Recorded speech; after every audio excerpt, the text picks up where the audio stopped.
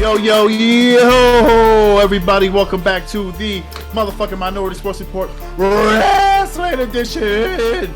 Ooh, we're going through puberty. I'm your motherfucking boy, Big Black. I'm your boy, Game Dog. I'm not going through puberty. Sounds like it. I'm closer to menopause. No, so fucking word. We got a lot of shit to cover, so let's just jump right in. A lot of shit. So Dynamite kicked off. MJF back in action for the first time, I believe, since he came back. Yeah, first time against Wheeler Yuta. He was able to pick up the submission win with the Salt of the Earth armbar that he does. After the match, Lee Moriarty came out. This is part of that the firm or whatever they're called. That's under retainer by MJF. So he came out and jumped Wheeler Yuta. Which led to Regal leaving the broadcast booth and saving Yuta with a pair of brass knuckles. Chased them all off there. And this is also leading to MJF towards that title match with Moxley eventually.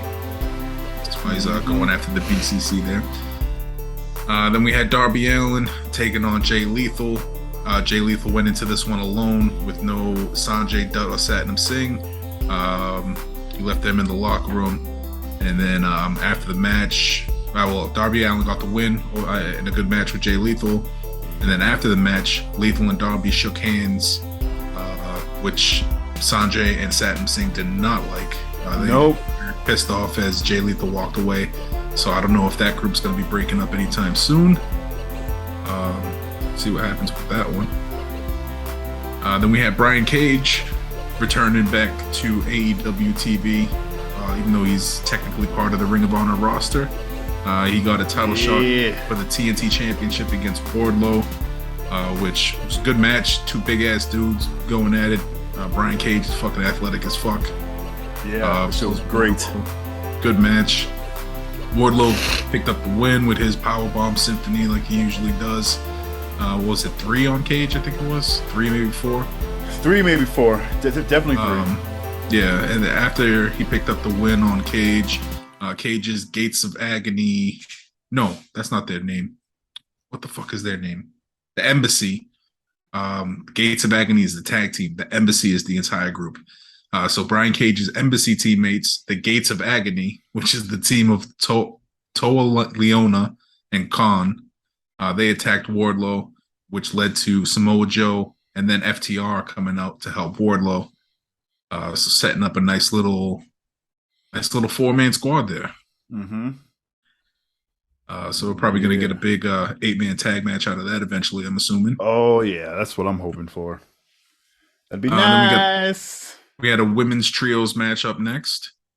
We had the interim champ, Toni Storm, teaming up with Athena and Willow Nightingale, taking on the heels, Jamie Hayter, Serena Deeb, and Penelope Ford.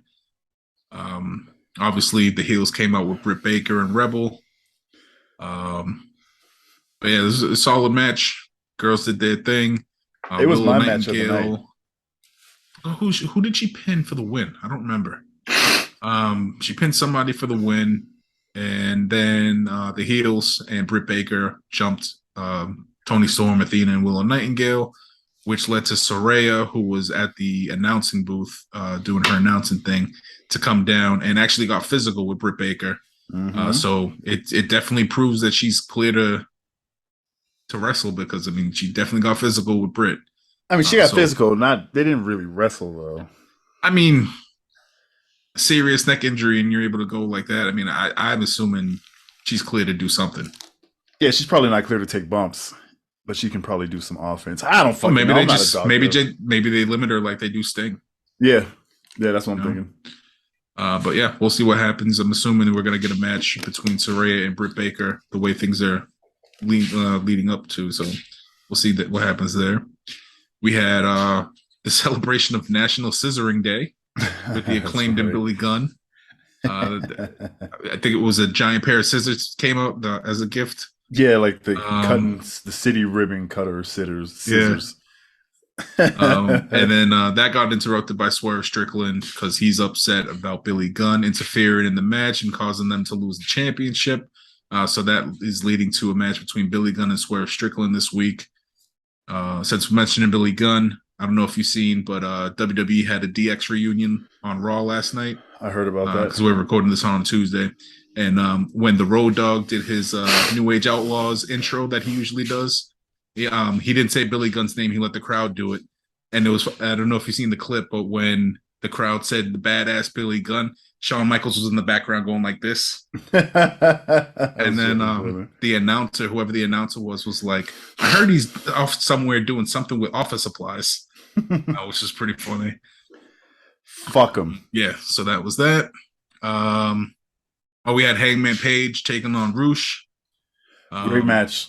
Great match. Hangman picked up the win, and then Moxley basically cut a promo on him, and then Page was like, "If you're, yeah," he cut a promo on him, basically saying like, "I've been waiting to kick your ass for so long," and then Page was like, "If you've been waiting that long, where you going?" type of shit, and I don't remember if they actually got into it or not, but yeah, Hangman and Moxley soon, I guess. Mm-hmm.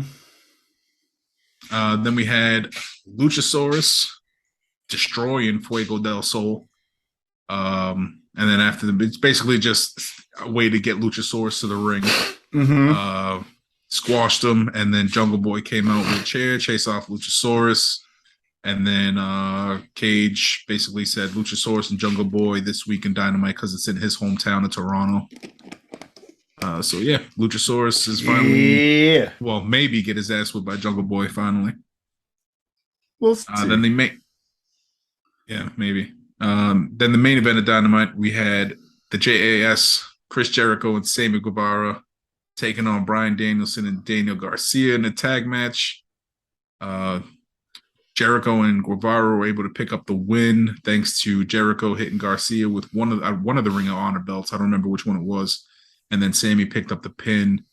Yeah, with a ton of boos from the crowd for that one. For sure, yeah.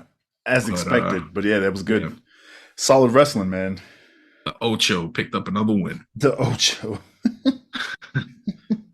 Jumping into a live edition of Rampage last week, we had the other members of the BCC, Moxley and Castagnoli, taking on Moxley, Castagnoli, and Yuta. Yeah. Taking on Roosh and Private Party. Because, Roosh and Private Party are down with Andrade, which Private Party may not be there for much longer. Right. But BCC picked up the win in this one. Solid match in that 6-man. All good wrestlers in that one, so that was good. Mm-hmm. Party, baby. Oh, yeah. We had Tony Nese and Josh Woods defeating the Varsity Blondes. And then the Acclaimed came out and talked some shit. So we're probably going to get the Acclaimed and Nese and Woods for a tag match. Title match, I'm assuming, maybe this week or next. And then we had a women's tag. We had Tay J, Anna J, Ty Mello taking on the team of Madison Rain and Sky Blue. Mm-hmm. But yeah, heels got the win. Yeah. I mean, we all won. Over the coach and the young gun of Madison Rain and Sky Blue. But yeah, we all won. Next we had the main event of Rampage was the AEW Trios World Championship. So that's Death Triangle, Pac and the Lucha Bros versus the Dark Order, which was Alex Reynolds, John Silver, and 10, aka Preston Vance. Great match. It was, man. But in this one, Roosh and Jose the assistant came down, distracted the ref. Roosh ended up giving Pac the ring bell hammer, which Pac used to hit Alex Reynolds and steal the win. He locked in the brutalizer and got the submission win. So that was a little interesting there. Don't know where that whole angle is leading with Roosh and all that. Yeah. But yeah. What I didn't realize when I watched Rampage and then jumping into Battle of the Belts, because they were right after each other. So Pac was in that Trios Championship. Yeah. And then right after had a fucking all-Atlantic championship match against Trent Beretta. Yep. Like literally right after he had a Trios match, which was fucking insane. Sucked. I didn't get to watch Battle of the Belts because my fucking DVR didn't record it. So this is all brand new for me. That sucks. Yeah, I know. That sucks.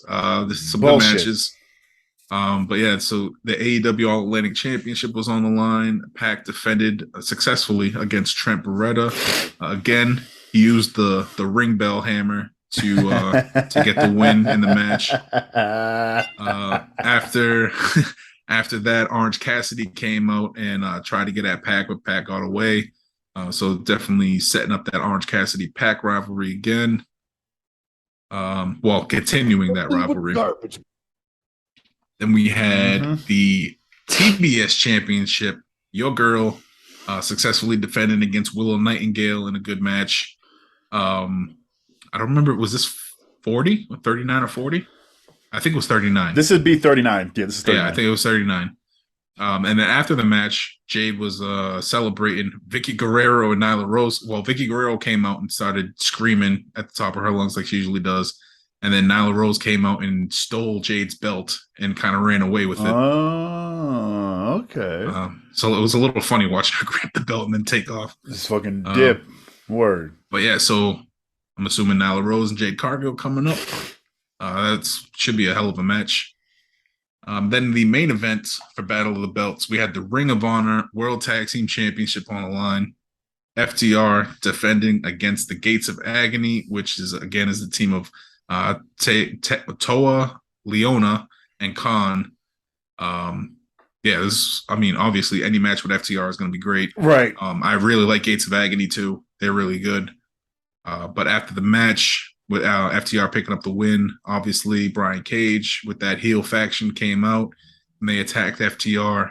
And then after a minute or two, Wardlow and then Samoa Joe came out and saved FTR. So again, probably leading up to an 8-man tag at some point in time between those guys. I could see that happening at the next pay-per-view because that's not too far from now. Was it Full Gear? I think is the next one. Is it? What's that? November something? Like it's usually like November 16th or 11th, some shit like that. Yeah, maybe, or maybe they save it for Dynamite this week or next week or Rampage or something. Who knows? But so that was that. That was AEW. I don't know if you've seen the new Vice wrestling show, Tales from the Territories. No, but I'm gonna watch that shit though. Yeah, maybe while I'm on the clock. First episode was the Memphis Territory, and I'm assuming they're gonna switch it up with every story. But on this one, they had a round table. It was Jeff Jarrett, his dad, who basically wrestled and ran the Memphis Territory. I think it's Jerry Jarrett, I believe was his name. Yeah, I think that's his name. Yeah. Dutch Mantel, nice. He's worked for WWE and shit like that. Jerry the King Lawler and Jimmy Hart. And they basically the mouth of the motherfucking South, baby. Let's go. Basically sharing insane fucking crazy stories. I don't want to ruin too much, but let's just say somebody loses an eye and knives and guns get pulled out on people. Nice. It's fucking insane. They got some crazy boys. Yeah, crazy 70s and 80s wrestling stories there. Hell yeah. I'm looking forward to that shit. Yeah, it was a good one. I liked it. And then the next episode I seen, it was Andy Kaufman and Jerry the King Lawler. Remember they had that legendary I do remember beef? that. Yeah, I mean, so that's going to be the next alive, episode. But I remember watching about that shit. Yeah, so that's on the next episode. Hell yeah. Yeah. Andy Kaufman, what a guy. What a fucking guy. Committed. Mm-hmm. Yeah, super committed. He wore that neck brace for like a year or two straight, bro, or some crazy something shit. Like that. Oh man. Back before the internet, where you could just trick the whole world. I mean, people still do it with the internet, but people think that he's not even dead. Like there's a conspiracy theory that think he because I guess he used to play some like character as like a lounge type singer or something like that. Yeah. And they think that he faked his death and now he's just living as this guy. Nothing but garbage. Yeah, it's fucking weird. That is fucking crazy, dog. Hell no. Yeah, that was this week in wrestling. Good shit. Yeah, I was really pissed off. I'm still gonna try to watch Battle of the Belts. They tried to make me watch Battle of the Belts 3, and I was like, no. I need the one that was like 2 days ago. But anyway, I'll get on that shit. I got to catch up on WoW as well. I think I missed 2 episodes of that. Yeah, I still haven't checked that out. Still Their been meaning numbers. to check out some WWE, especially now because Bray Wyatt finally came back, and then also the Good Brothers rejoined WWE after leaving Impact. Good for them. Yeah, I've been meaning to check that shit out. I heard their Extreme Rules pay-per-view was pretty dope.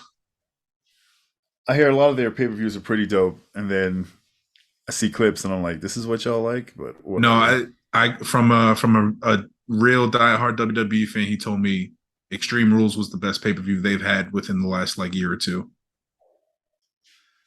I mean, that's good for them. I don't give a shit. I'm not gonna watch, but I am excited though. Like, I love that Triple H and like all the boys that we grew up watching are running the show now. I think that shit is dope as shit. But they lost me many moons ago. Never. Well, one thing my buddy mentioned was that most of the time when Vince was in control, pay-per-views would have like 10, 12 matches. They'd get like 2 minutes apiece. This one was a handful of matches, and everybody got like 20 minutes. Good. Yeah, there was even like a pit fight match. Daniel Cormier was the guest referee. I saw that.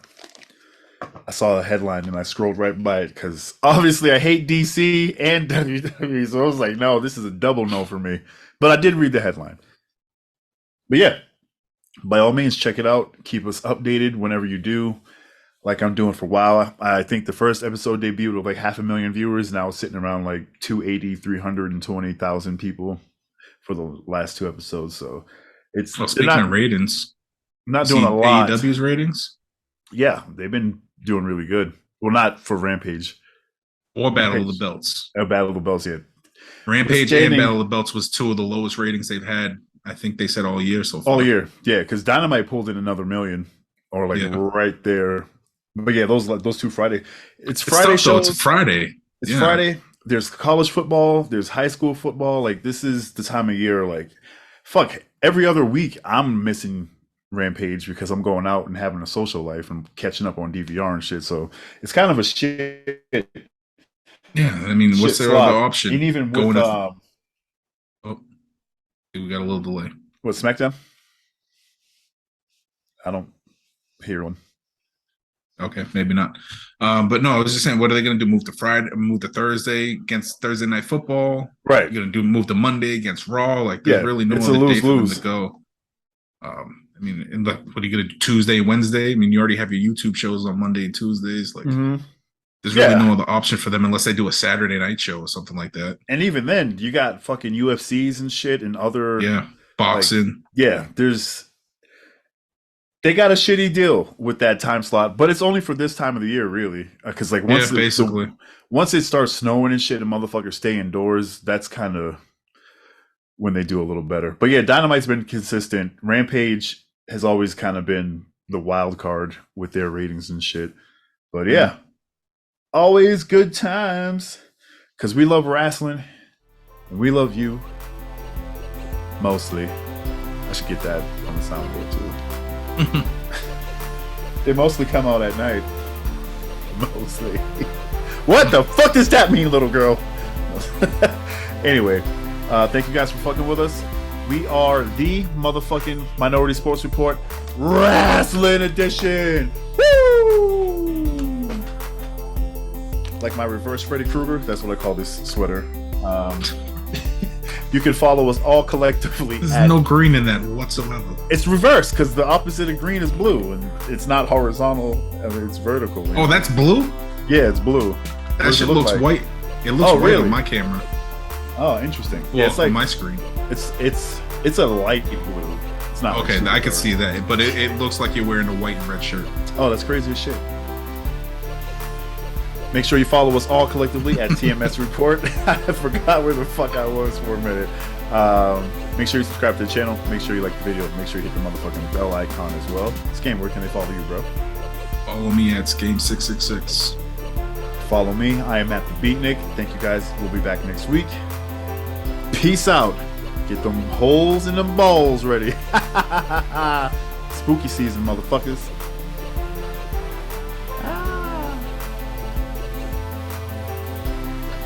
Yeah, I need a lot.